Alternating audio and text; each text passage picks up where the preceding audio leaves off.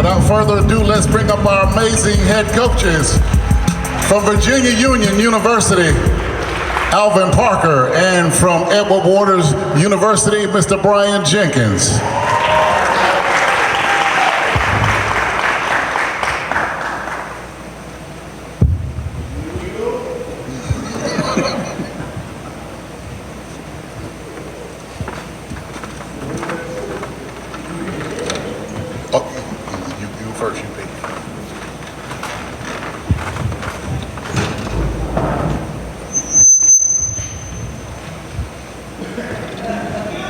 Oh no, y'all gotta break that up, Coach.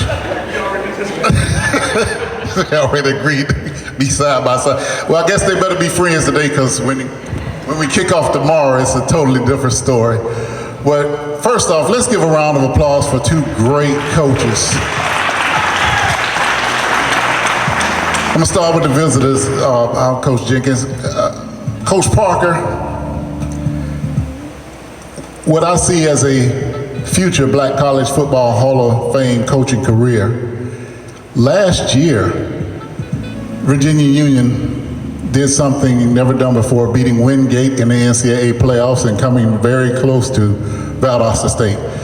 Just talk about the momentum brought into this season from last year.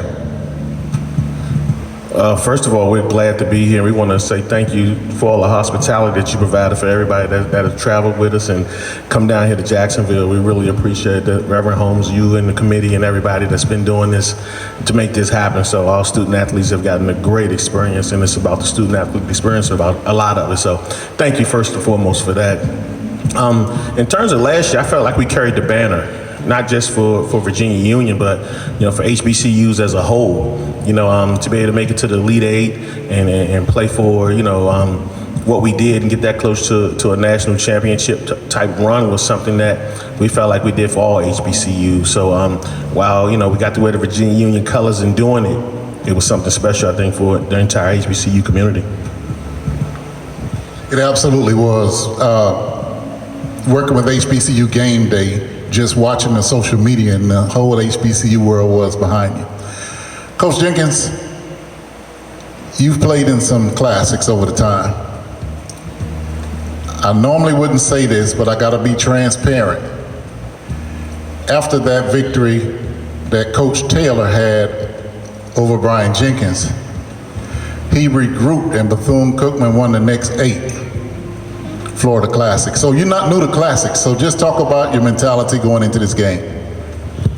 First of all, I want to say thank you to Dr. Faison and all the Board of Trustee members and everybody who has had an input in me being the head coach right now. Thank you to Virginia Union for participating in this game. Let me say this, I'm honored to be on the stage with this gentleman, first-class coach. I don't know why his name is not ringing throughout college football. He's done a phenomenal job. I've been where he's at now. I know what it takes to build a winner. And so I know the commitment that he's making, and different things like that. So I got to commend him for the job that he's done thus far. And you can't take it away from him. You can't. And I got a mass amount of respect for him. Like I say, what he's put together in a short period of time is just tremendous. And so I give credit where credit is due. I've been in classics before. I know what they mean. I know what it's about. I faced the great Joe Taylor before, and he knows that still kind of bothers me a little bit. He knows, and he reminds me every time I see him. But no. My mentality is going into this game as we look at every opponent the same, and that's with respect, because we prepare diligently and with detail with every opponent that we play. So we're just looking forward to the game, and we know we got to bring our A game to even line up against a program like Virginia Union. Coach Parker, with today's climate in college football with the transfer portal and how easy it is for student athletes to leave, as a coach, you've got to be prepared for that, where guys you may think you're going to depend on the next year, they're up and gone. But you reloaded really well. and surpass that challenge this year. Just talk about the nature of college football and how difficult it is for a coach that you literally can't depend on a guy being there for 4 years. I think as coaches now we understand that the transfer portal take it, but it also giveth. So I think, you got to be on that side of it, so I think coaches benefited from some transfers. I definitely benefited from some transfers, but I think we both lost some, so I think, just having that base, that baseline group that you might have, you look in the back, all three of those guys that I brought today, I brought them because they're all from Florida, so, the guys that travel today, just to kind of make sure they take in the Holy Springs, because this is their home state. Plus they asked for extra tickets, so y'all owe me something too. Y'all come to this banquet with me. So, just to have those guys here with me, like that. And some guys that they've been here for years for me. Those 3 and 4 year guys back there you're looking at. So, like I say, it's some guys that have been stuck around as well to make sure that they can kind of do it. And I believe all of those guys have 2 rings. So I feel good about that. Speaking of departures, right before the season, there was a departure at Waters University where Toriano Morgan, I don't think anybody blames him when you have an opportunity to go back to your alma mater, to Tennessee State University. It was an opportunity. There were 2 opportunities. It was an opportunity for Coach Morgan and also an opportunity for Coach Jenkins, who was on staff and who was diligent on staff.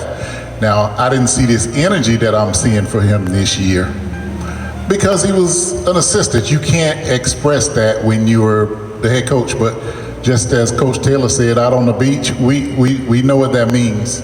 That's a team building exercise. But most importantly, Coach Morgan was confident enough to bring a head coach on his staff. Coach Jenkins was confident enough to bring a head coach to his staff who wears an ascot, and I mess with him all the time, Coach Eric Dooley. Just talk about assembling your coaching staff in a short order.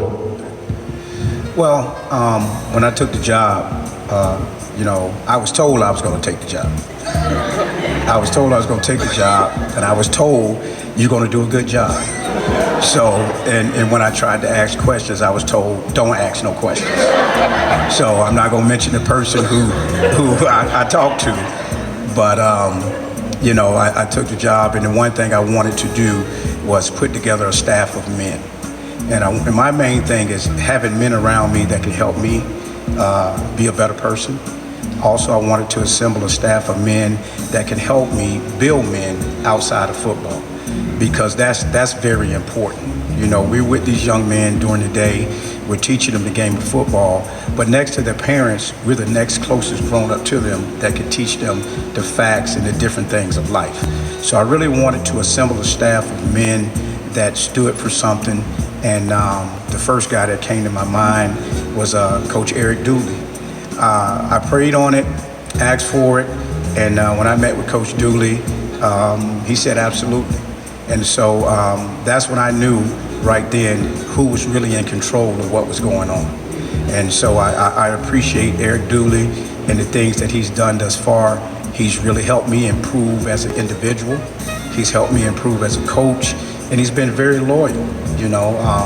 It's hard for a guy to be a head coach and then to come in and be an assistant. I've had to go through that. And you have to really kind of hold back on some things, and you really got to check yourself.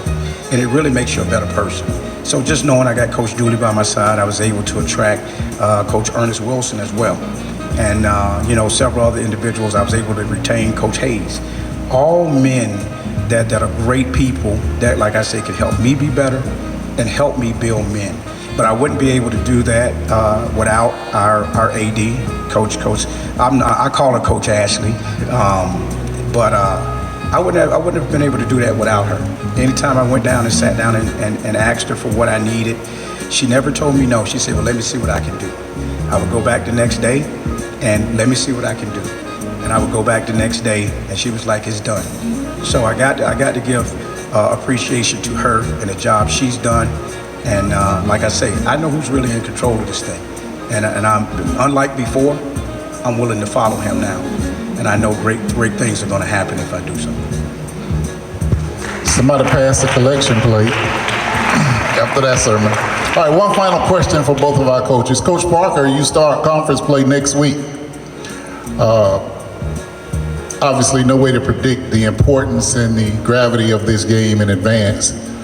But, you know, talking with Coach Taylor and making sure that we made the proper arrangements so that your team would be prepared for next week and getting down here and getting back on a timely fashion.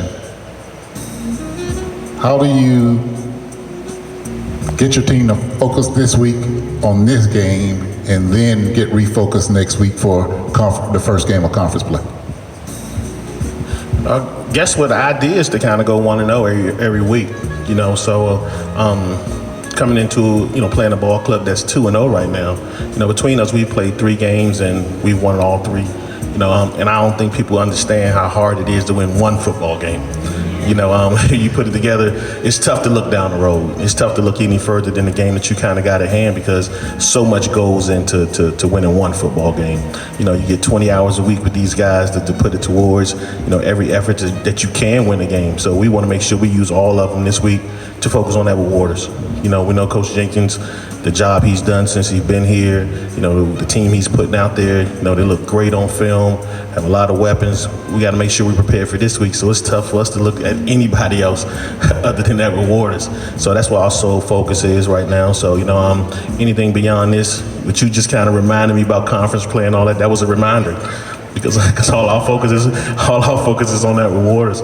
So, you know, again, we're happy to be here. You know, we taking this opportunity as something great. Being in anything inaugural is something that's special. So we want to make sure that, you know, we come down here, we show our brand, and we kind of do what we do, you know, as Panthers. So we're looking forward to the game tomorrow.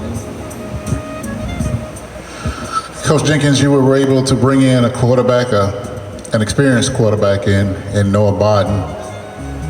And the offense has been explosive these first 2 weeks. But the analyst in me says the defense is going to be key because that running back from Virginia Union, I'm glad I'm not in college trying to tackle him. As they say, he is a grown man. Just talk about that, Coach. First, talking about Noah. You know, I've been knowing Noah for a good little time, been tracking him since his high school days, knew several coaches who've coached him. So when he hit the transfer portal and I was looking for a quarterback as a coordinator then, there was no doubt in my mind that Noah was the guy. And I tell you what, getting him has really helped us. I think he has great leadership skills.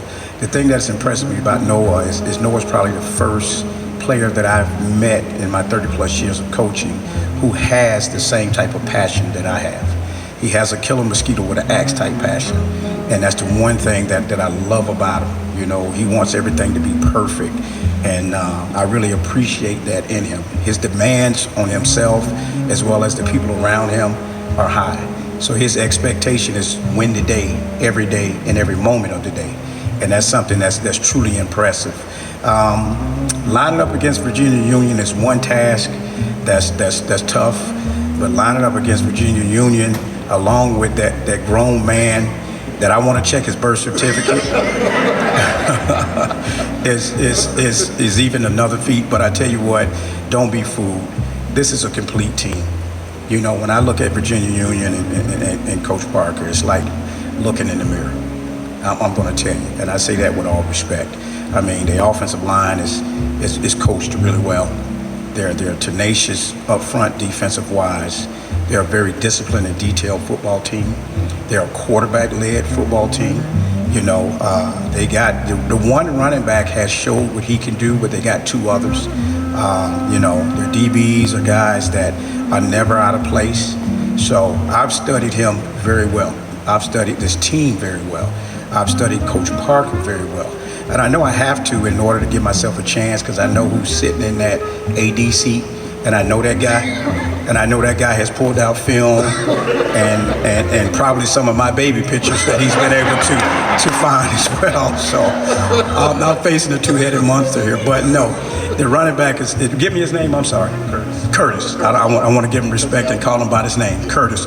Curtis is a tremendous player, and I see nothing but a great future playing this game for that young man. And, you know, I mean, you can't say enough about him. He's a downhill runner. He runs with tenacity. And we got our job, you know, set out for us to really stop this young man. But like I say, don't be fooled. This is a complete football team. You don't get to the heights in the championship pedigree by being one-dimensional, and we know that. So I'm just looking forward to playing the game and looking forward to lining up and looking forward to going home with the trophy. Let's give it up for our wonderful coaches who will be leading their teams in the inaugural Unity Classic tomorrow. Y'all both, can y'all share the trophy and take a picture sharing the trophy? We know one of y'all will take it home tomorrow, but we want to get a picture of y'all.